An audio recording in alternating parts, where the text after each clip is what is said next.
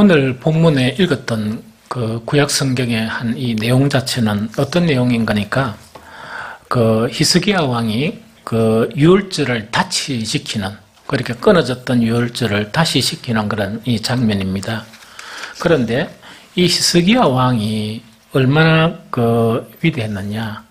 아마 다윗 이후에 아마 최고로 위대한 왕 자체를 꼽으라 그러면 히스기야 왕을 꼽을 수 있습니다.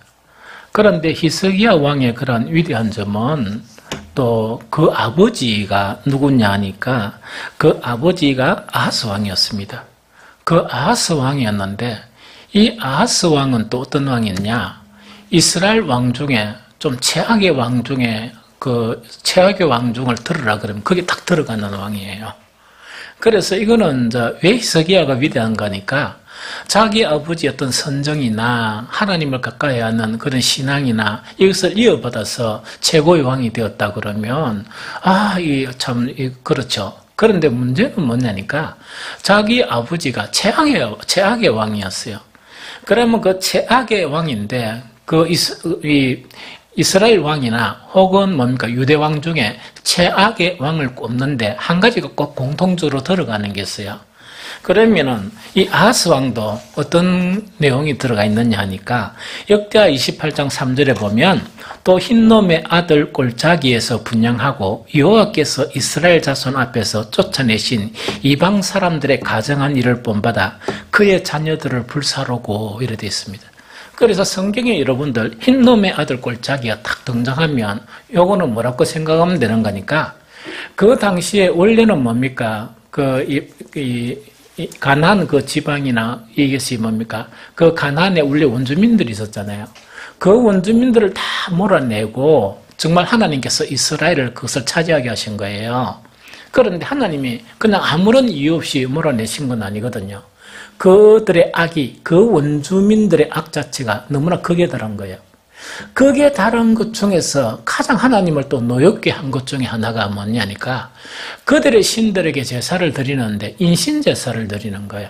인신제사라는 것은 뭐냐니까 이 짐승을 잡아서 제물로 드리는 게 아니고 사람을 잡아서 제물로 드리는 거예요. 그게 인신제사예요.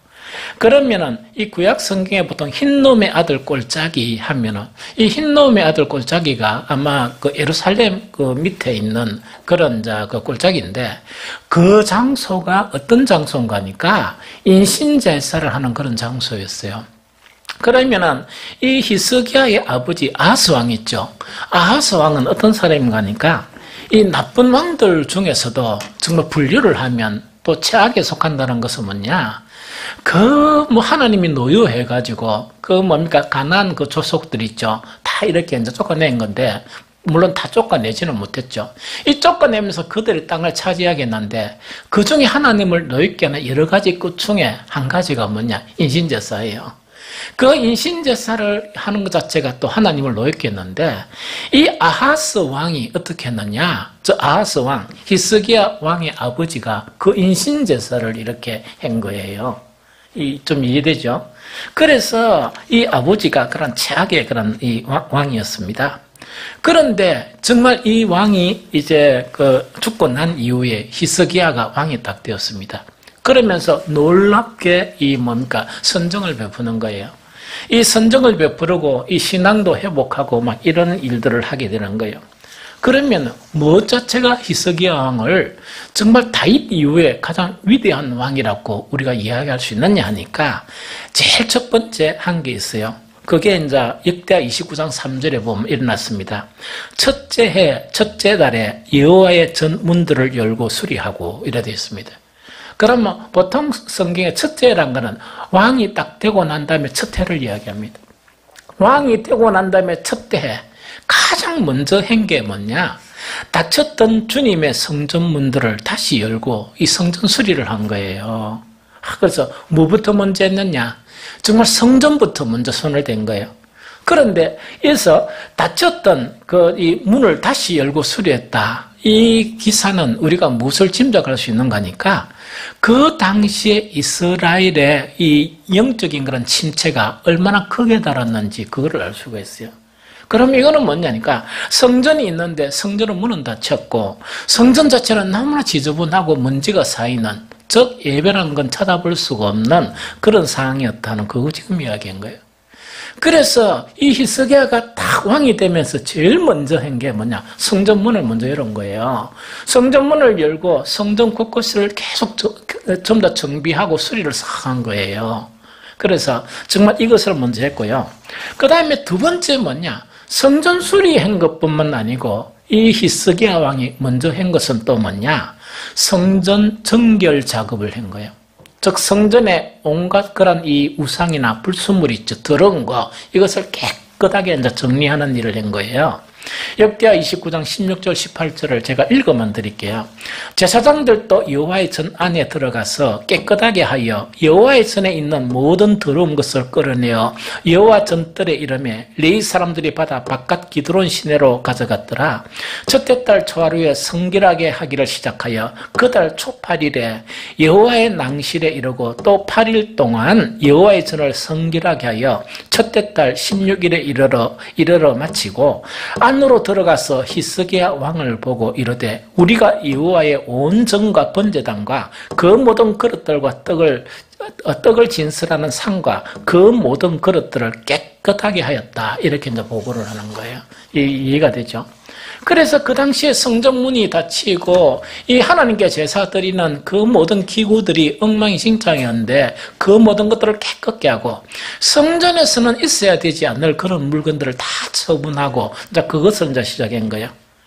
그 다음에 히스기야 왕이 세 번째 딱 한 게 뭐냐, 그동안 없었던 예배 있죠. 예배를 정말 회복시킨 거예요. 이것도 읽어드리면 어디 되느냐, 역대하 29장 30절에 보면 히스기야 왕이 기인들과 더불어 레위 사람들을 명령하여 다윗과 선견자 아삽의 시로 여호와를 찬송하게 하며 그들이 즐거움으로 찬송하고 몸을 굽혀 예배하니라, 이렇게 되어 있습니다. 그래서 이 뭐냐, 정말 암울한 그런 시기에, 그 시기 자체도 10수년이나 자기 아버지가 이렇게 집권하던 동안 정말 영적으로 정말 침체되어 있고 영적으로 암울한 그런 시대에 이 히스기야 왕이 딱 되면서 제일 먼저 한 게 이 성전문을 다시 열고 성전 자체를 전부 다 청결하게 하고 무엇을 회복했느냐, 예배를 회복시킨 거예요. 이 예배를 막 회복시킨 거예요. 그리고 히스기야 왕 자체가 이것만 한 게 아니고 또 마지막 한 가지 한 것이 있는데 오늘 읽었던 그 내용하고 이제 내용에 이제 속한 거예요. 이것은 뭐냐? 그동안 중단되었던 유월절 있죠. 유월절을 다시금 이렇게 시작한 거예요. 유월절을 다시 시작했는데 그 제가 읽어보면 30장 1절에 보면 히스기야가 온 이스라엘과 유다의 사람을 보내고 또 에브라임과 므낫세의 편지를 보내어 예루살렘 여호와 전에 와서 이스라엘 하나님 여호와를 위하여 유월절을 지키라 하니라, 이래 돼 있죠.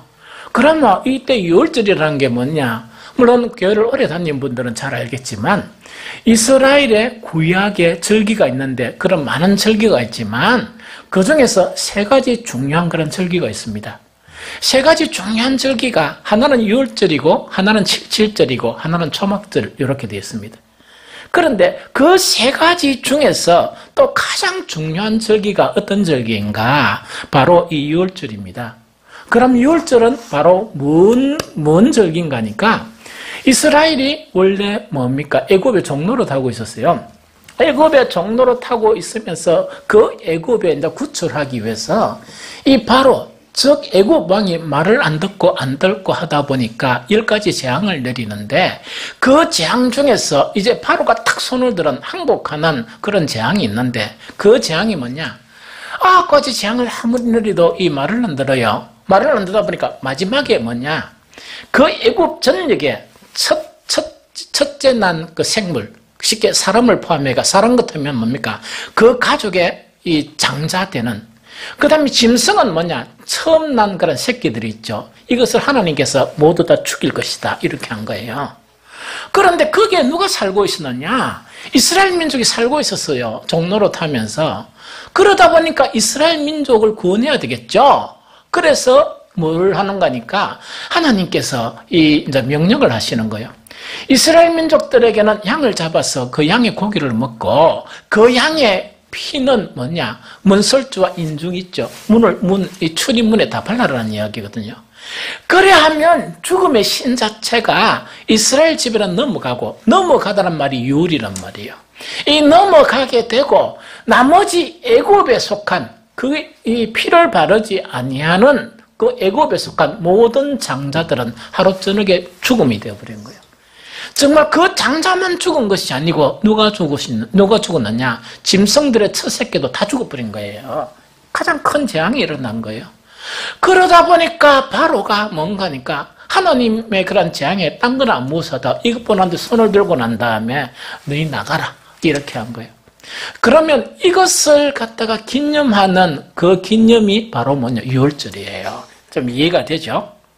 그런데 참 신기한 거는 예수님을 뭐라고 우리가 불러요? 유월절 뭐라 부르죠? 어린 양이라 부르죠. 왜 어린 양이라 부르는가 하니까 예수님께서 이제 공생의 사역을 마치고 예수님이 이 체포되시면서 십자가를 지신 것이 어떤 절기입니까? 유월절이에요. 그래서 구약의 유월절은 무엇으로 이제 구약의 유월절은 우리가 지금 지키지 않고 무엇으로 이제 성계가 되는가 하니까 바로 예수님이 정말 이 고난 당하신 그런 고난절기 우리가 고난절기 고난절 이렇게 하죠. 그것 자체로 이렇게 이제 성계가 되는 것이라는 그 이야기입니다. 그러면은 이 77절이라는 것은 뭐냐? 77이 49죠? 그래서 77절이라고 이야기도 하고 77이 49회가 하고 1 더하면 50일이죠. 이걸 이야기도 해요. 그럼 77절이라는 것은 뭐냐? 유월절을 갖다가 딱 이 절기를 지키고 난 다음에 7주를 이야기, 7주. 이 7주 있다, 그죠? 이 7주. 7주니까 7 곱하기 7하니 49죠? 50이죠. 그때 절기를 지키는데 이 절기 자체가 무슨 절기냐니까 그때 이스라엘에 뭐냐? 보리하고 밀이 이렇게 이제 추수를 하는 거예요. 이해가 됩니까? 그래서 이 77절 혹은 오순절 이렇게 이제 표현해요. 그때 이제 처음 난 그 곡식을 하나님께 바치는 즉 감사제예요. 이해가 되죠? 그 자체를 갖다가 이제 77절이라고 그러고 초막절이라는 것은 뭘 이야기하는가? 이게 이제 이스라엘 사람들이 어디에 이제 정착합니까? 광야에 40년 동안 이 생활을 하면서 이제 가나안에 이제 진군을 해가 정착을 해요. 다시 이제 헤매는 건 없죠. 그러다 보니까 이스라엘 사람들이 뭘 잊어버리나? 자기의 백성들이 광야에서 어떻게 생활하는가 그걸 잊어버리고 살아갈 수가 있겠죠. 그래서 하나님께서 절기를 하는데 초막절, 이 초막절 자체는 뭐냐니까 광야에서 텐트 생활하는 거 있죠. 그것을 기억하라 하면서 이렇게 이 제정한 것 자체가 이 초막절이에요. 그런데 이제 이 유월절은 반드시 지키라고 이야기한 거예요. 그런데 이 남쪽 유다 왕이죠. 이 말을 안 듣고 이러다 보니까 특히 저가 아버지가 뭐였습니까? 성전의 문도 닫았는데 이 유월절을 지키겠습니까? 안 지키겠습니까? 안 지키겠다, 그죠?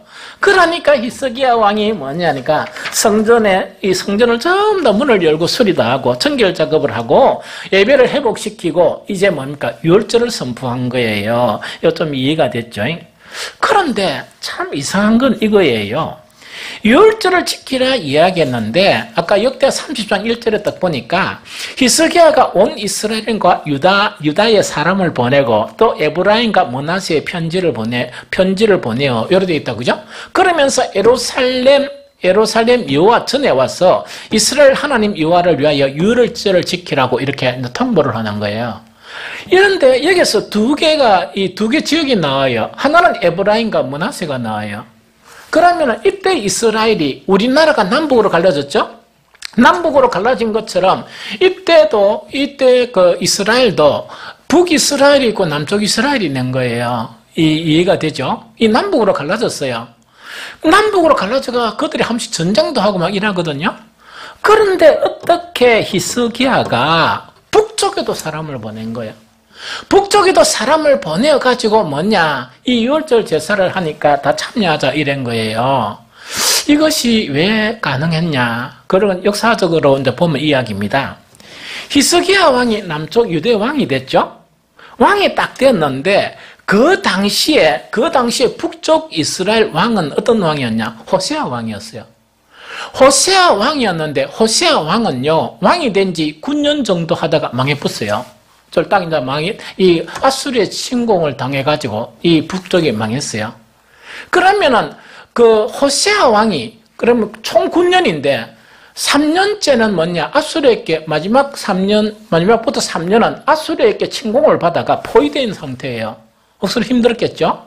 그런데 히스기야가 왕이 되었을 때는 마지막 왕인 호세아 왕 있죠. 호세아 왕이 왕이 되고 난 다음에 3년째예요. 그러면 그 나라가 어두웠겠습니까? 안 어두웠겠습니까? 극히 어두웠고 정말 이제 마지막 멸망을 바라보는 그런 상황이었어요.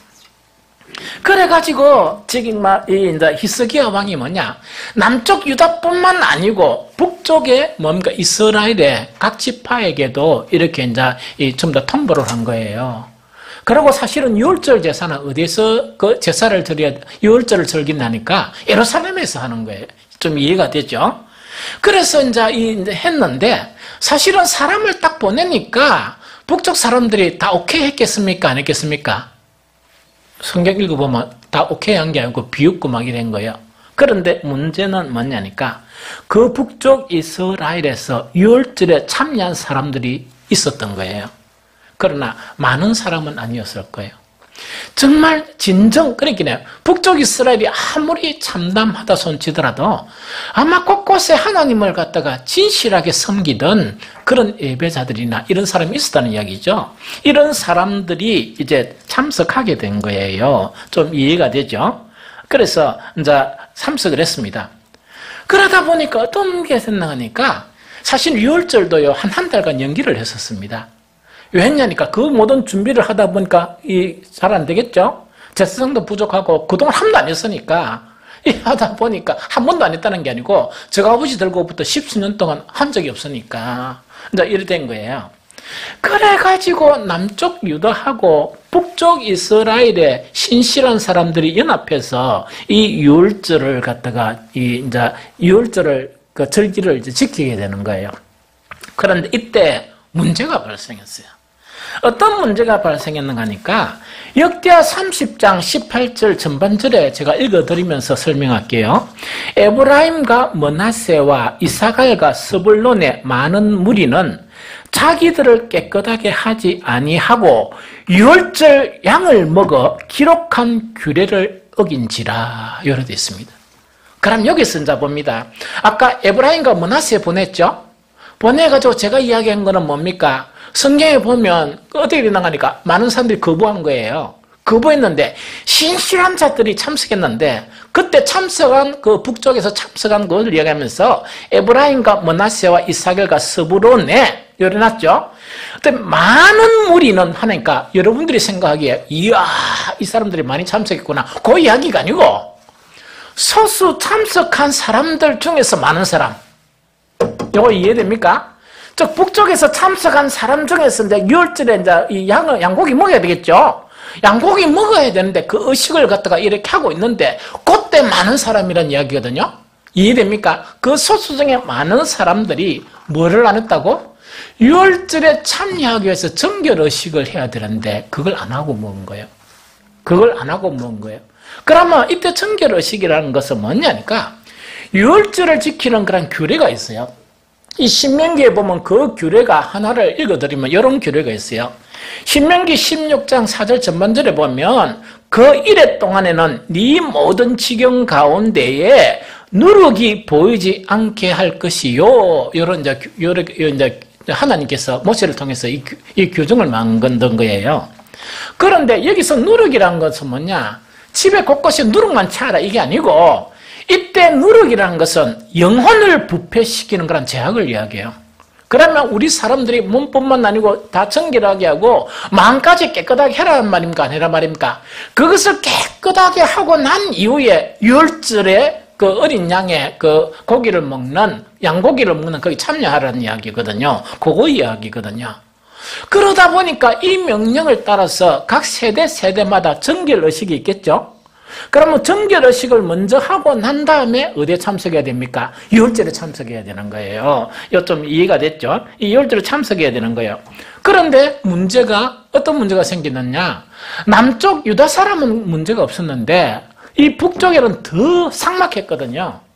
남쪽도 그만큼 삭막했지만 북쪽은 더 삭막했거든요. 이러다 보니까 그냥 이 이때 참석한 사람은 정말 주님을 이렇게 예배한 사람들이고 주님 앞에 그래도 믿음을 가졌던 그런 사람들이에요. 이런 사람들이 실수를 해가 정결의식을 안 하고 이 뭡니까? 더럽혀진 상태에서 거룩한 유월절에 참여해버린 거예요. 그러면 큰 문제가 생겼죠? 큰 문제가 생겼죠? 자, 여기서 이제 가장 중요한 게 있습니다. 뭐가 중요한 게 있는가 하니까 그럼 이 문제가 유월절 중에 이 히스기야 왕이 보고를 받았을 거 아닙니까? 야, 이건 하나님 앞에 범죄거든요. 범죄이기도 하고 이 문제를 해결하니까 어떻게 해결할까? 이 문제가 많이 발생했죠. 이 히스기야는 이 문제를 어떻게 해결했냐? 그게 오늘 설교의 중점이에요. 많은 지도자들이 또 많은 사람들이 어떤 문제가 발생하죠. 교회 안에서 문제가 발생하면 어떻게 합니까? 보통 구약에 보면 잘못된 사람들에게 응당한 책벌을 해요. 응당한 책벌을 하게 되든지 안 그러면 많은 백성들이 뭐냐? 그 사람에 대해서 비난을 하든지 하는 것이 보편적인 그런 방법이에요. 그런데 히스기야는 그걸 안 한 거예요. 그걸 안 하고 히스기야가 선택한 것은 뭐냐? 그 잘못을 범한 유월절에 참석한 정결의식을 하지 않고 유월절에 참석한 그 사람들을 위해서 중보기도를 선택한 거예요. 이게 무슨 말이겠죠? 중보기도를 선택한 거예요. 자, 여러분들 용어에 있어서 아주 중요해요. 우리는 아무도 하나님과 신앙 안에서 중보란 말은 사용은 못합니다. 왜냐니까 하나님과 우리 사이에 중보자 되신 분은 누구세요? 예수 그리스도시고 예수 그리스도가 이렇게 성천하시고 난 이후에 뭡니까? 성령님이에요. 그래서 우리는요 이렇게 안 합니다. 아이고 이 불쌍한 누구 집사야 내가 하나님과 네 사이를 중보했다. 이런 말 안 합니다. 이해됩니까? 그런데 중보란 말은 한 가지는 다 붙여도 안 무력해요. 저 우리처럼 보수적인 뭡니까? 교단에도 그거 안 무력해요. 그게 바로 뭐냐? 다른 사람을 위해서 기도하는 것에 대해서 중보란 말을 써요. 다른 사람들을 위해서 기도하는 그것이 얼마나 아름다웠으면 중보란 말 자체는 예수님과 성령님 밖에는 안 쓰는데 다른 사람을 위해서 간절히 기도하는 그 기도에는 중보란 말을 써서 중보기도라고 이야기해요. 이거 좀 이해됩니까? 그래서 히스기야가 택한 것은 뭐냐? 그 제사 중에서 이 제사가 진행되면서 하나님 앞에 무릎을 탁 꿇으면서 범죄한 정말 이스라엘에서 참석한 정결의식을 하지 않고 유월절에 참여한 사람을 위해서 중보기도를 하는 거예요. 너무 멋지죠? 너무 멋진 왕이죠? 중보기도를 이렇게 탁 하는데 그 중보기도 한 내용이요. 너무 감동적이에요. 제가 아침에 이걸 읽다가요, 울 뻔했습니다. 그걸 뭐로 읽었나 하니까 개혁개정으로 읽은 게 아니고 이 세번역으로 읽었거든요. 그래서 마음이 울컥하면서 울 뻔했습니다. 이 히스기야의 그런 기도를 보면서. 그러면 히스기야의 그런 감동적인 기도를 세번역을 가지고 제가 읽어드릴게요. 이 역대하 30장 18절 후반절입니다. 자, 이제 이런 일이 벌어졌죠? 그러다 보니까 그래서 히스기야가 그들을 두고 기도하였다. 이제 중보기도를 시작하는 거예요. 그들을 두고 기도하였다 하면서 그 기도 내용이 어떤 내용이냐? 선하신 주님, 용서하여 주십시오. 비록 그들이 성소의 성결 예식대로 스스로 깨끗하게 하지 못하였어도 그들이 마음을 다하여 하나님, 곧 조상 때부터 섬긴 주 하나님께 정성껏 예배를 드렸으니 용서하여 주십시오 하는 요 기도예요. 이 무슨 말 알겠죠? 그러면 이거는 뭐냐? 남쪽에서는 그나마 그래 좀 괜찮은데 북쪽에 자기들이 형제 아닙니까? 형제들이 왔어요. 왔는데 북쪽의 영적인 상황이 더 이렇게 침체된 상황이거든요. 침체된 상황 속에서 최선을 다해서 하나님께 예배하고 하나님께 막 기도하는 이 사람들이 남쪽, 어떤 이야기를 하면 우리 남과 북이면 때로는 뭡니까? 기분 나쁘면 적대 관계 아닙니까? 뭐 적대가 때로는 맞지만 뭐 이런 관계가 되겠죠. 그런데도 이제 그런데 뭐냐? 그 북쪽의 사람들이 와가지고 일부가 뭐냐? 남쪽에서 생각하는 그런 정결 의식을 무시해버리고 이렇게 음식을 양고기를 못 본 거예요. 그러다 보니까 문제가 될 수 있죠. 또한 하나님께 자기들이 정했으니까 문제가 될 수 있죠. 히스기야 왕은 한마디도 책벌하지 않고 뭘 기도는 거니까 그 북쪽 멀리서 히스기야 왕이 율절의 그런 이 예식을 다시 하자 이렇게 하니까 이 사람들이 정말 큰 먼 길을 이렇게 온 사람들이에요. 맞겠죠? 그 북쪽에서 먼 길을 이렇게 와서 이 예식에 참여한 거예요. 그러면서 히스기야는 뭐냐? 비록 잘못을 했지라도 용서하십시오.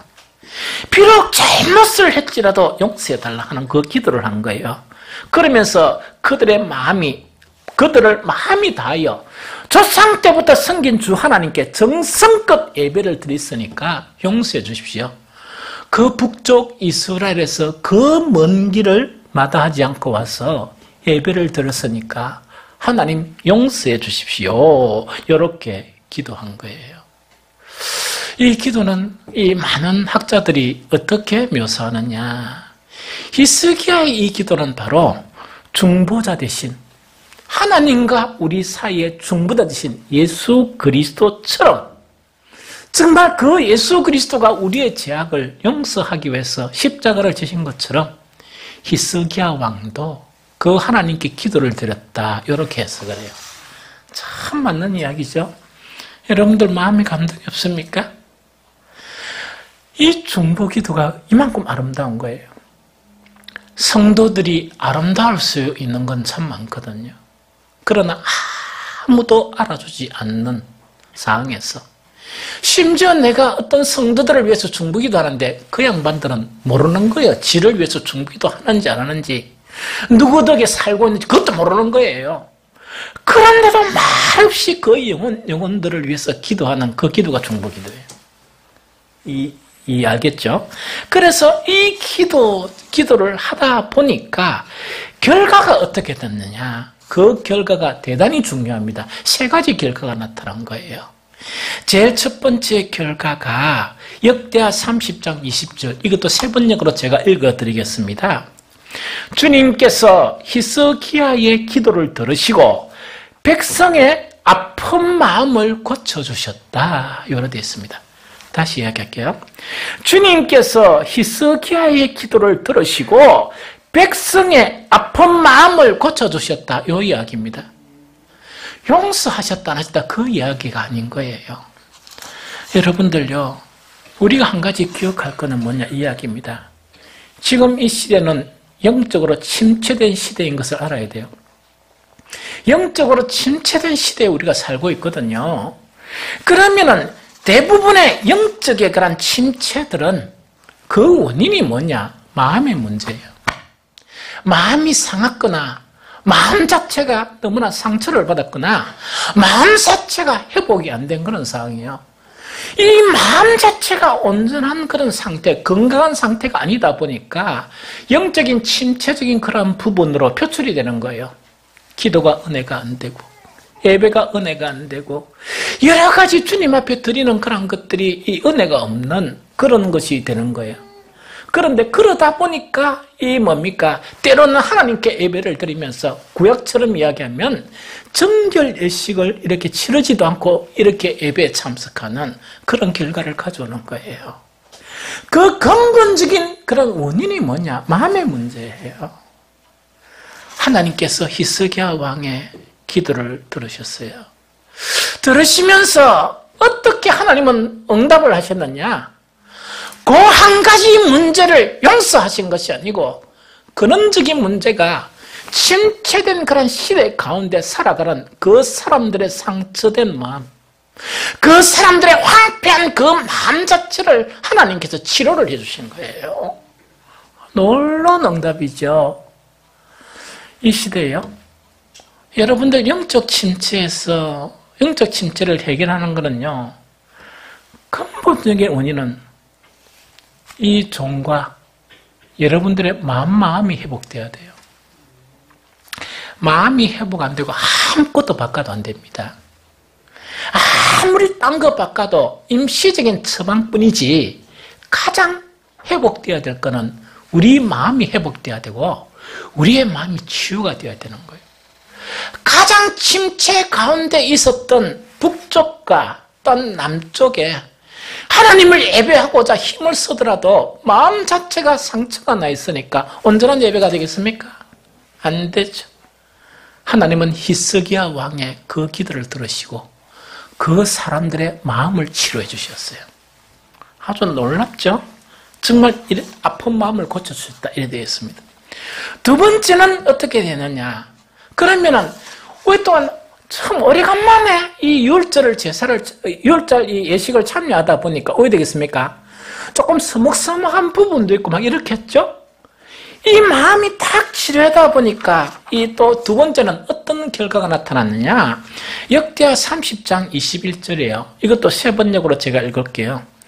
예루살렘에 모인 이스라엘 자손은 크게 기뻐하면서 이래 동안 무교절을 지켰고 그 기간에 레위 사람들과 제사장들은 날마다 주님을 찬양하며 웅장한 소리를 내는 악기로 주님을 찬양하였다. 이렇게 되어 있습니다.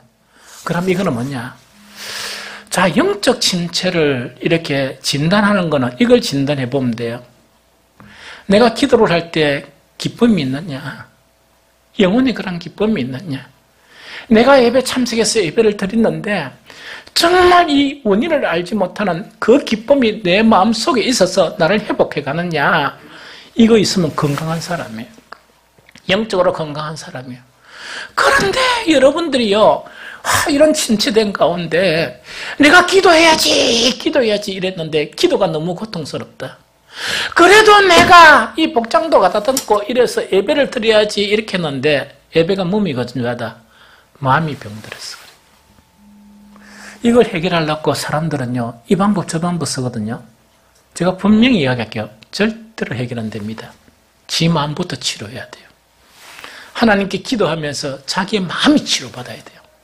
이 마음이 치료받은 이 북쪽 이스라엘과 남쪽 유대 사람 자체가 유월절을 이렇게 지내면서 히스기야의 그런 응답을 통해서 이 기도의 응답을 통해서 뭐냐니까 크게 기뻐하면서 1회 동안 7일 동안이라고 이야기하죠. 그럼 이건 어떤 의미냐니까 사실은 유월절하고 무교절은 딱 붙어 있어요.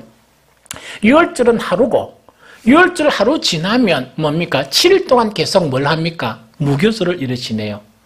그런데 이것 자체를 어떤 사람들은 무교절이라고도 표현하기도 하고 유월절이라고 표현하기도 해요. 그럼 총 기간은 며칠이라고요? 8일간. 그래서 물론 역사마다 조금씩 다르지만 7일 혹은 8일인데 성경에서 보는 것은 8일이에요. 그래서 첫날 유월절이고 그 다음에 무교절 연결해가 8일 동안 지는데 8일 동안에 기쁨이 회복이 되면서 예배다운 그런 예배가 되는 거예요. 예배다운 예배가 되면서 큰 기쁨으로 이 성례 자체가 이루어지는 그런 놀라운 역사가 나타났다는 그 이야기입니다. 요것만 있었느냐? 아닙니다. 히스기야의 기도를 들으면서 정말 그 백성들의 마음을 치료하신 그 하나님, 이 치료 때문에 어떤 그런 결과가 가져왔느냐? 이런 결과가 가져왔어요. 제가 먼저 읽고 또한 설명을 할게요. 역대하 30장 23절입니다. 6월절은 3장 23절인데 여기에 보면 어떤 부분인가 하니까 이 사람들이 다 이 히스기야 왕께 건의를 하는 거예요. 어떤 건의를 하느냐? 8일 동안 다 끝나죠? 끝날 즈음에 모든 백성 북쪽 이스라엘과 남쪽 유다 사람들이 건의를 하면서 우리는 이 성회를 며칠 더 연장하자? 7일 더 연장하자 이렇게 된 거예요. 여러분들 얼마나 이 사람들이 이 마음이 기뻤으면 얼마나 영적으로 회복되었으면 8일 동안 그 성회가 마음에 차지 않아서 어떻게 하는 거니까 우리는 7일 동안 다시금 이 성회를 다시금 더 합시다. 이렇게 한 거예요. 좀 이해가 됩니까? 그래서 이거는 얼마나 이렇게 회복이 되었으면 이런 일이 벌어졌겠느냐. 이것이 바로 성경에 나타난 놀라운 그런 사건의 한 그런 부분이에요. 이제 말씀을 정리하겠습니다. 우리 신앙에서 참 중요한 그런 부분들이 많지만 참 아름다운 부분이 뭐냐? 말없이 침묵하면서 하나님만 아시는 중보 기도자들의 그 기도예요. 그래서 그 기도 자체가 진실된 기도면 하나님은 반드시 응답하시는데 놀랍게 응답하세요. 지금 이 시대에 기도하는 사람들이 너무 없습니다. 특히 너무나 바쁘다 보니까 자기 일처럼 애타는 마음으로 중보 기도하는 사람들이 너무 없어요. 이 중보 기도는 참으로 아름다운 그런 기도입니다. 그런데 이 중보 기도를 하려고 그러면 오늘 말씀의 그런 교훈대로 보면 제일 먼저요, 이 성전 청결이 중요합니다. 성전 청결이라는 것은 뭐냐? 우리 마음에 이렇게 우리가 성전이니까 우리 안에 있는 더러운 것들을 계속 회개하면서 청결하게 하는 작업이 참 중요해요. 그러면서 뭘 해야 되느냐? 예배가 회복이 돼야 돼요. 히스기야 시대에 있었던 것처럼 예배가 회복이 돼야 돼요. 저는 요즘 기도하는 것 중에서 가장 중심 기도가 있어요. 목사가 또 기도하죠? 또 기도하면 가장 중점되는 기도가 기간 동안 있다가 또 중점 기도가 바뀌어요. 요즘 제가 기도하는 가장 중점 기도가 어떤 기도인가니까 아버지 하나님, 우리 사랑하는 성도들의 예배를 회복시켜 주십시오. 그러면서 제가 새벽마다 들은 사람이 있는가 모르겠지만 늘 공개적으로 기도하는 것이 우리의 성도들의 예배가 성전의 마당만 밟는 그런 예배를 탈피하게 해주십시오. 또 뿐만 아니고 외식적이고 형식적인 그런 예배를 제발 안 드리게 해주십시오. 마지막 세 번째가 하나님께 얼굴만 보이는 그런 예배를 안 드리게 해주십시오. 그래서 정말 이 진정한 마음으로 하나님께 예배드리는 그런 예배자로 회복시켜달라. 그게 목사가 기도를 드리는 가장 중점의 기도예요. 그러면서 이들이 예배드릴 때마다 하나님의 임재를 경험하게 해주십시오. 어떻게 예배를 드리면서 하나님을 못 만나고 집에서 갚고 예배를 하나님 못 만나고 갚으리고 그런 게 아니고 예배 드릴 때마다 하나님을 정말 만날 수 있게 해달라는 것이 가장 중점적인 기도예요.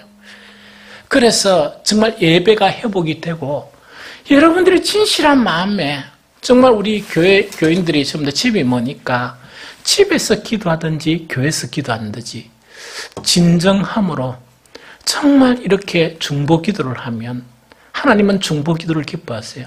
왜? 자기 기도도 아닌데.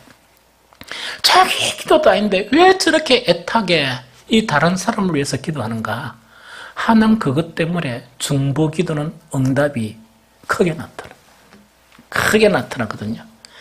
그래서 이 무엇을 쫓아내는가? 그 시대의 영적 침체를 완전히 쫓아내버렸어요. 그러면서 8일간 하는 그 예식 자체가 뭐냐? 사람들이 기쁨이 너무나 충만해가 7일을 더 연장한 거예요. 이해가 되죠? 이런 영적 침체에서 벗어나는 영적인 충만을 경험하게 돼요.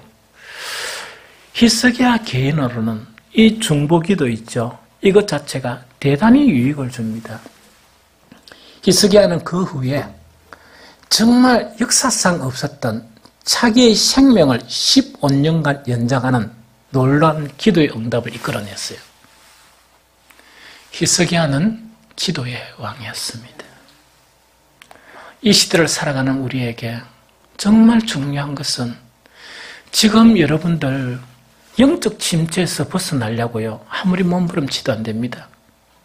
제가 서재에 꽂혀있는 책 중에 제가 오래전에 우리 교회를 보면서 이 시대를 보면서 이건 안 되겠다 해가 그 제목에 있는 책들은 다 제가 구매를 했습니다.